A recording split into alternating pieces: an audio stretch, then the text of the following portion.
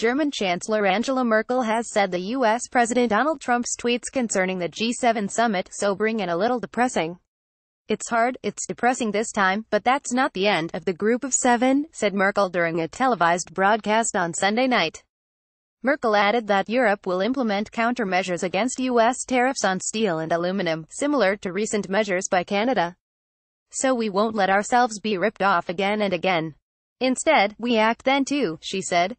She added that the EU would also try to avoid retaliation by the U.S. by imposing tariffs on cars. "First of all, we'll try and see if we can prevent this. And then hope that the EU will respond again in the same unity," she said.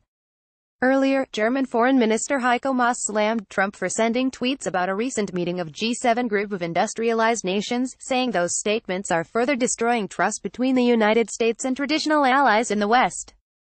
Meanwhile, French President Emmanuel Macron has announced that the EU would continue to support the communiqué, which included commitment to a rules-based international trading system, and a pledge to continue to fight protectionism.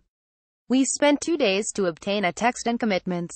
We will stand by them, and anyone who would depart from them, once their back was turned, shows their incoherence and inconsistency," said a statement released by Macron's office. "International cooperation cannot depend on fits of anger or little words. Let us be serious and worthy of our people," it added. Trump departed early from Quebec, where the G7 leaders were gathering, on Saturday, saying a more urgent priority for him was an upcoming face-to-face meeting with North Korea's Kim Jong-un in Singapore. He tweeted again about the G7 from Air Force One, where he was departing for Singapore, and that the text of the final statement of the summit was not acceptable. "Europe united is the answer to America first," wrote Trump in a series of angry tweets about the summit.